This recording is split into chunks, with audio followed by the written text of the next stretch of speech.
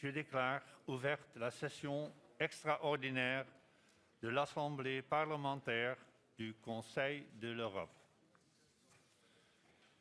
Madame la secrétaire générale, Monsieur le secrétaire général adjoint, Madame la secrétaire générale de l'Assemblée parlementaire, Monsieur le président du Congrès des pouvoirs locaux et régionaux du Conseil de l'Europe, Excellences, Mesdames et Messieurs les parlementaires,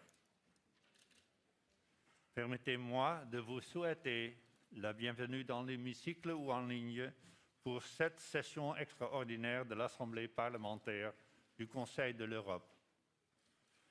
Le 24 février dernier, à petit jour, sur décision du président de la Fédération de Russie, l'armée russe a franchi illégalement la frontière la séparant d'un de ses pays voisins, l'Ukraine, et a lancé son attaque armée contre le peuple et l'État ukrainien. Depuis, des milliers d'Ukrainiens et d'Ukrainiennes ont été tués ou blessés et des millions de gens ont dû quitter leur foyer pour tenter de trouver refuge dans d'autres endroits du pays ou à l'étranger. Pourriez-vous vous lever et observer une minute de silence en hommage aux victimes de cette guerre brutale qui n'aurait jamais dû commencer et qui devrait donc maintenant faire arrêter immédiatement.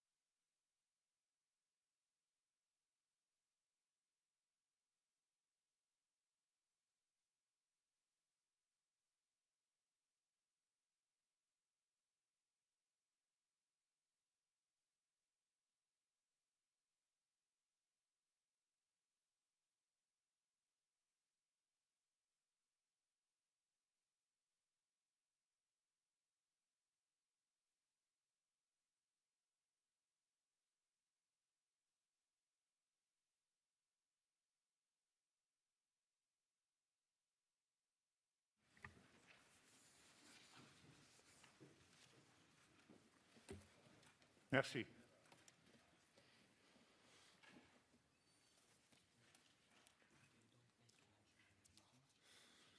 Dear colleagues, by illegally crossing the Ukrainian border, the Russian Federation also crossed the red line of this organization, which the Council of Europe formulated already in 1949 in its statute. Articles 1 and 3 make it obligatory that every member state of the Council of Europe must collaborate sincerely and effectively in the realization of the aim of the Council of Europe, which is to achieve greater unity between the members for the purpose of safeguarding the ideals and principles which are our common heritage. That is why our member state, Russia, was, within 3 days after the start of its armed aggression against Ukraine, suspended from its right to be represented in the statutory bodies of the Council of Europe, in this Parliamentary Assembly and the Committee of Ministers, and later in the Congress of Local and Regional Authorities. I thank the Committee of Ministers and its Italian chairmanship, as well as the leaders of our political groups, the chairpersons of our committees, and the leaders of our national delegations, that they were able and willing to act quickly and decisively in exemplary synergy together with the Secretary General of the Council of Europe at the moment when it was most needed. Since then, however, the military aggression of the Russian Federation did not halt but did continue. Due to this, devastating destruction in Ukraine goes on, and about 2.5 million citizens have already left Ukraine, seeking shelter in one of our member states. May I thank all member states for showing serious solidarity with the citizens of our member state, Ukraine, by granting these refugees access to their territories and providing them with first aid to make them survive for the time being. I want to thank the authorities of our member states, as well as their citizens, for showing a concrete solidarity with those who are now seeking shelter. This weekend I personally witnessed here in Strasbourg and its surroundings ordinary people doing their utmost to collect as much direct support as possible. Dear colleagues, it's heartwarming action. Nevertheless, it is not enough. Much more aid has to be provided by our 46 member states and other states and international organizations.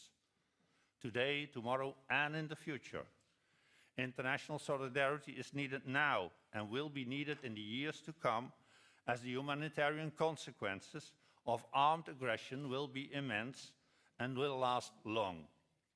I know that the Committee of Ministers and the Secretary General are working hard to organize more support within their possibilities.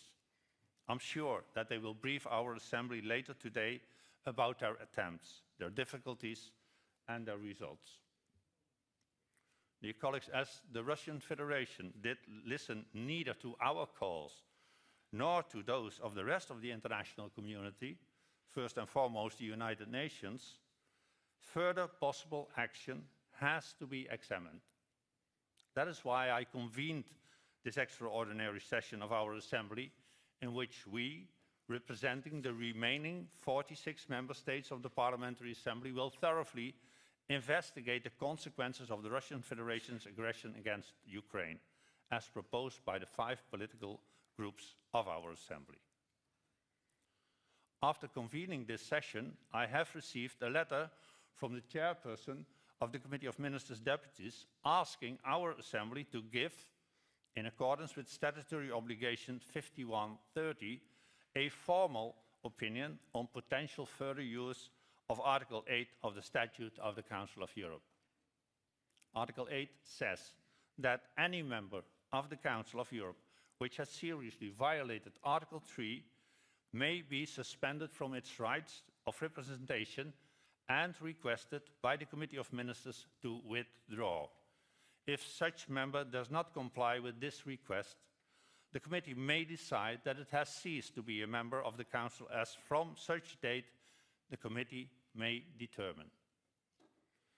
Dear colleagues, last Friday, the Bureau of the Assembly, having heard the Presidential Committee's advice, decided to propose to the Assembly to give this statutory opinion asked by the Committee of Ministers during this extraordinary session, on the basis of a report that is now under preparation of the Political Affairs Committee. The committee has elected our colleague, Mr. Ingjerd Schou, from Norway as its rapporteur. I wish the rapporteur and the committee wisdom in preparing this most relevant opinion, which will be distributed later today to all members. I thank the Committee of Ministers for asking our opinion, in line with the statutory rules that govern our organization. Dear colleagues, our debate will have 2 components. Today, we will get information directly from Ukraine and from the Committee of Ministers and our Secretary General. Tomorrow, we will debate on the basis of all this and other available information the draft opinion prepared by the Political Affairs Committee. Our list of speakers will be longer than ever before. I'm grateful to our Secretary General of the Assembly that she managed to ensure that tomorrow's debate will already start at 9:30 in the morning and will be able to continue during all day until 8:30 in the evening. Together with my vice presidents, I will do my utmost to allow as many speakers as possible. I hope that you will understand that I will be very strict on the 3 minutes speaking time, in order to allow all speakers to participate in this most important debate, where we might have to take decisions which this Assembly until now was never asked to take in the past 7 decades. Dear colleagues, at the end of my opening remarks, I would especially welcome the members of the Ukrainian delegation, partly present here, partly connected online from Ukraine. I thank the Ukrainian delegation and its chairperson, Ms. Maria Mezentseva, for keeping me updated ever since the beginning of the military aggression of the Russian Federation against Ukraine, about the consequences this aggression has. I also thank the Ukrainian authorities with whom we have been in contact during the past weeks and days. May I express the hope, on behalf of all of us, that this war will end and peace will come as soon as possible for all Ukrainian colleagues and all citizens of our beleaguered member state, Ukraine. If you share this hope, please stand and applaud for our Ukrainian colleagues.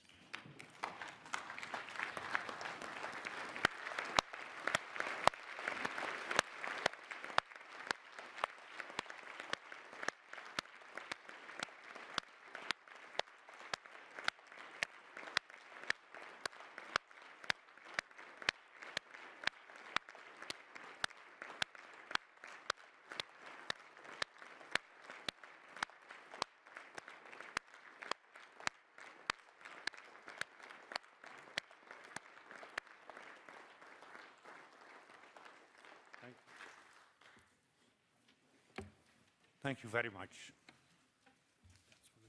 Later, yes.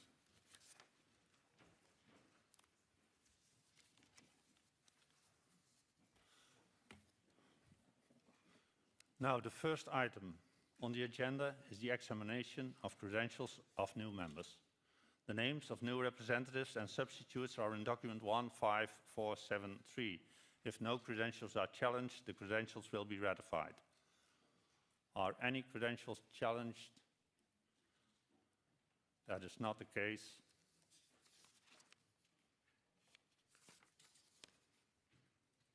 Therefore, I declare the credentials set out in document 15473 are ratified, and I welcome our new colleagues.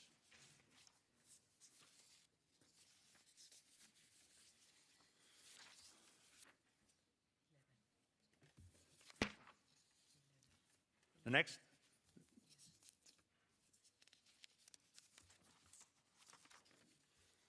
next item on the agenda is to consider the changes proposed in the memberships of Assembly's committees.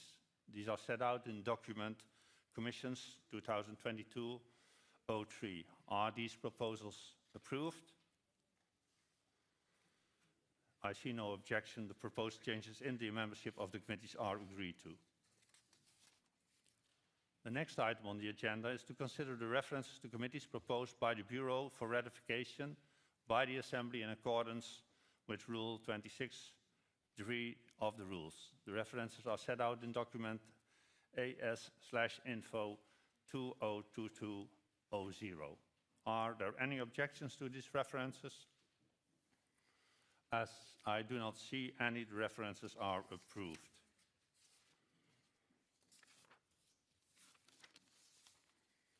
Before we examine the draft agenda, the Assembly needs to consider a request for a debate under urgent procedure. The Bureau has received a request for a debate under urgent procedure on consequences of the Russian Federation's aggression against Ukraine on behalf of the 5 political groups. At this meeting of the 11th of March, the Bureau took note of the Minister's Deputy's decision of 10 March 2022 on the consequences of the aggression of the Russian Federation against Ukraine and of the request of the Committee of Ministers under Statutory Resolution 5130 to consult the Parliamentary Assembly on potential use of Article 8 for the Statute of the Council of Europe. The Bureau therefore decided to recommend to the Assembly to hold a debate on consequences on the Russian Federation's aggression against Ukraine and to consider and adopt within this debate the Assembly's opinion requested by the Committee of Ministers under Statutory Resolution 5130. We will now consider the request for a debate under urgent procedure. The Assembly needs to consider the request submitted by the 5 political groups for a debate under urgent procedure on consequences of the Russian Federation's aggression against Ukraine. At its meeting on Friday, the Bureau approved this request and therefore recommends to the Assembly that the matter be debated during this extraordinary session on Tuesday morning, with the debate continuing in the afternoon. Does the Assembly agree to this recommendation? I do not see any objection. Therefore, the Bureau's recommendation is accepted and the request for urgent procedure is therefore approved.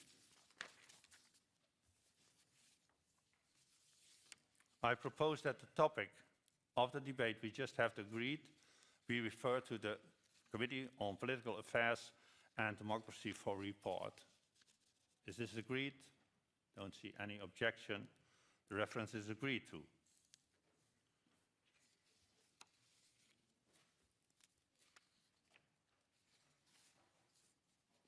The next item of business is the adoption of the agenda for the 2022 extraordinary session, which you find in document 15462, provisional 2. The draft agenda submitted for the agenda's approval was drawn up by the Bureau on the 25th of February and updated on the 11th of March. The Assembly has agreed to hold a debate under urgent procedure tomorrow, and the deadline of amendments will be 8 p.m. this evening. The deadline for sub-amendments will be Tuesday morning, 10:30. The Bureau proposes that movers of amendments limit their presentation to 30 seconds. Does the Assembly agree with the agenda as we have discussed? It is agreed to.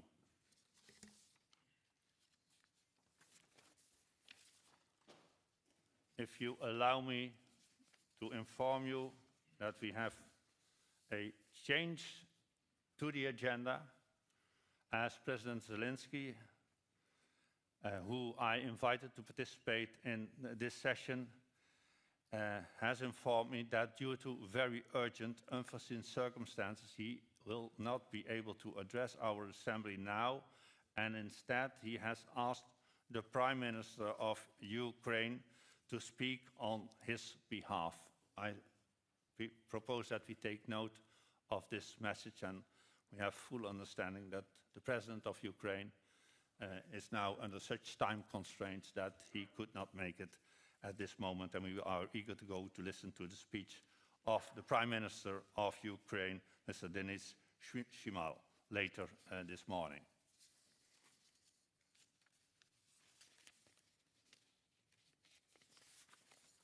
Then, Madam Secretary General of the Assembly, do you have any additional comments on the organization of the debates today? Is the Prime Minister of Ukraine now available?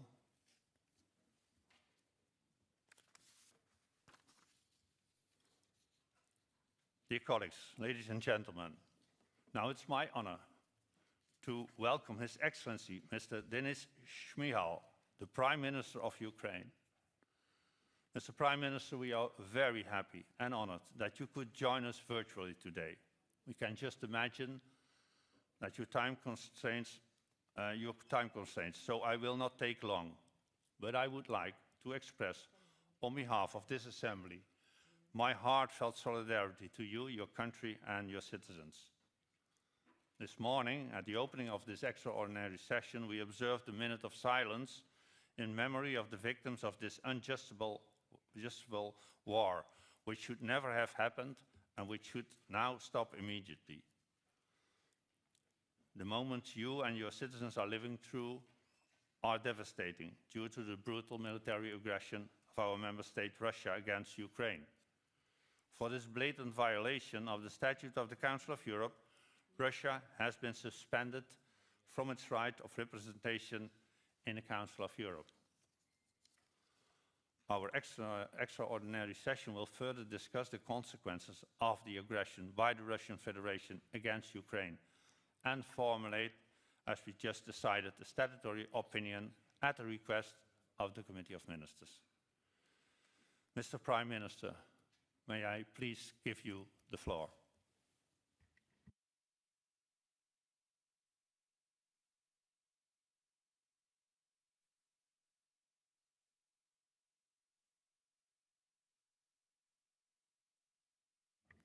As you may understand, getting connection at this moment with our beleaguered member state is not that easy, so I ask you for some minutes to wait.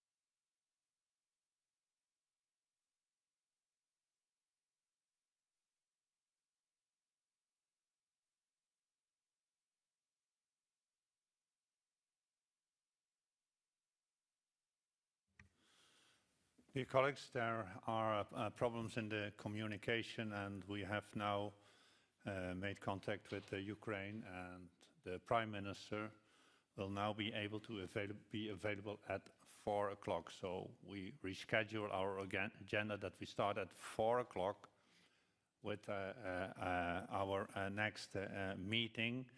First, the Prime Minister of Ukraine, and then the Chair of the Committee of Ministers, and then our Secretary General. Sorry for this, this change in our schedule, but we have to be aware that we are talking here about a country that is under aggression and is not able to schedule everything in a smooth way immediately.